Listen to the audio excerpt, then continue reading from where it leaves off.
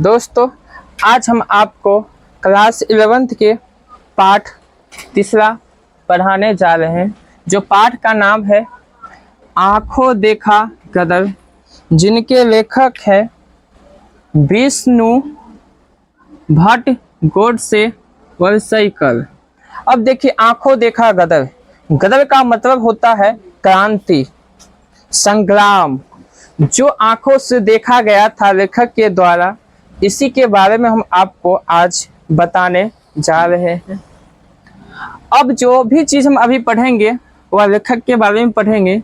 आँखों देखा गदर के लेखक है विष्णु भट्ट गोडसे। इनका जन्म जो हुआ था 1828 ईस्वी में हुआ था। जन्म स्थान ग्राम था वलसई, शहर था रायगढ़, राज्य था महाराष्ट्र में इनका जन्म हुआ था। इनके पिताजी का नाम पंडित बालकृष्ण भट्ट थे। इनकी शिक्षा जो था वह स्वाध्याय द्वारा परंपरागत रूप से संस्कृत भाषा और मराठी भाषा में था। इनकी वृत्ति यानी जिसको हम कहते हैं पेशा, ये पेशा से पुरोहित थे।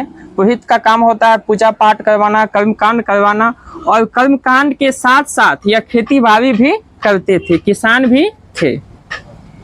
इनकी कृति थी एकमात्र माझा प्रहास, जो मराठी भाषा में लिखा गया था। इसको महत्वपूर्ण कर लीजिएगा, पूछा जाएगा आपको, जो विष्णु भट्ट गोडसे के द्वारा एकमात्र मराठी में लिखा गया कौन सी कृति है, तो एकमात्र माझा प्रहास है। यह व्यक्तित्व इसका था, यह व्यक्तित्व से विद्वान और तेजस्वी था, बहुत तेज तरार था। भारत के प्रथम स्वाधीनता संग्राम जो हुआ था वह 1857 ईस्वी में हुआ था। धन प्राप्त करके ऋण मुक्त होने के लिए विष्णु भट्ट जी उत्तरी भारत आए थे। मुंबई जो है, महाराष्ट्र जो है, वह दक्षिणी भारत में है। वह धन प्राप्त करने के लिए दक्षिणी भारत से उत्तरी भारत आए थे विष्णु भट्ट जी।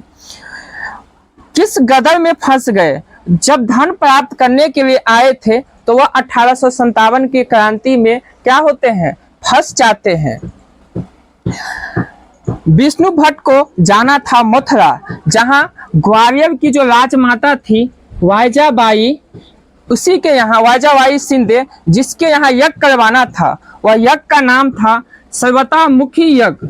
इन्हीं यज्ञ को करवाने के लिए विष्णु भट्ट जी महाराष्ट्र से मथुरा आ रहे थे। तो रास्ते में क्या होता है, क्रांति होती है जिसमें वह फंस जाते हैं। वह क्रांति जो है, गदर की खबर सबसे पहले विष्णु भट्ट को जो दिया था वह सिपाही के द्वारा दिया गया था, और सिपाही के द्वारा मना भी किया गया था, जो आप इस रास्ते से नहीं जाइए, नहीं तो क्या होगा, इस रास्ते में आप फंस जाइएगा। उसके बावजूद भी सिपाही को बातों को अवहेलना करते हुए विष्णु भट्ट जी, अब देखिए, जो विष्णु भट्ट को सिपाही के द्वारा मना भी किया गया, उसके बावजूद भी वह सिपाही की बातों को नहीं माने। सिपाहियों के द्वारा मना करने के बाद भी आगे बढ़ते हुए उज्जैन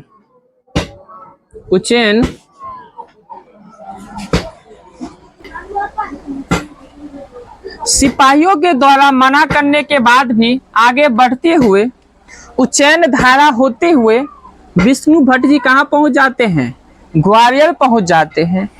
इसी बीच गदर की घटनाओं को नजदीक यानी कि प्रत्यक्ष अपनी नजरों से देखा और कानों से क्या किया, सुना, और नजर से देखा। किसको? गदर की घटना को किसने देखा था? विष्णु भट्ट जी देखे थे। वे झांसी आकर फंस गए, वहां से नहीं निकल पाए। वहां झांसी की रानी लक्ष्मीबाई के प्रत्यक्ष संपर्क में आए। प्रत्यक्ष का मतलब होता है जो उनसे डायरेक्ट संपर्क में आए। विष्णु भट्ट जी जब फंस जाते हैं झांसी में, तो लक्ष्मीबाई के प्रत्यक्ष संपर्क में आए और उनका आश्रय और विश्वास प्राप्त करके काफी दिनों तक उनके साथ उनके किला में रहे। देखिए, ये क्वेश्चन बहुत महत्वपूर्ण है, आपको पूछा जाएगा। जो विष्णु भट्ट जी झांसी में जब फंस गए थे तो वह किनके किला में रहे हुए थे? तो रानी की लक्ष्मीबाई के किला में रहे हुए थे। अनेक कष्ट सहकर उत्तर भारत के कई तीर्थों की यात्रा की। तीर्थ कहे तो जो धार्मिक स्थल होता है उसको क्या कहा जाता है? तीर्थ स्थल कहा जाता है। यात्रा की लगभग 2.5 साल बाद, घर से निकले हुए थे उसके 2.5 साल बाद अपने गांव, विष्णु भट्ट जी अपने गांव वरसई वापस गए।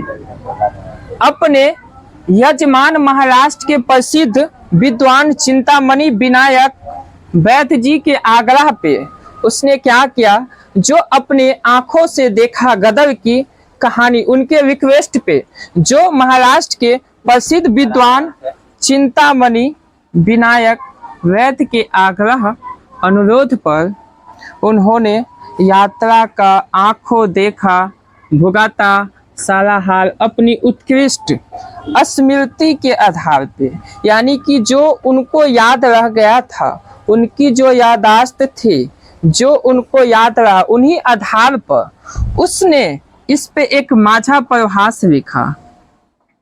माझा प्रवास में सारी घटना आपको मिल जाएंगे जो विष्णु भट्ट के यात्रा में क्या क्या हुए, उसने माझा भट्ट लिखा। ठीक है, इसके बाद वह अपने ऋण मुक्त करने के लिए तो वहां जाते हैं। उसके बाद इसकी यात्रा समाप्त हो जाती है। एक आप लोग नोट याद रखिएगा, विष्णु भट्ट जो थे 1857 ईस्वी में बैलगाड़ी से पूना पहुंचे हुए थे। बैलगाड़ी आप लोग जानते हैं, इसमें क्या होता है, 2 बैल होती है और पीछे से काठ का बना हुआ होता है, उसी से गए थे पुणे। ठीक है,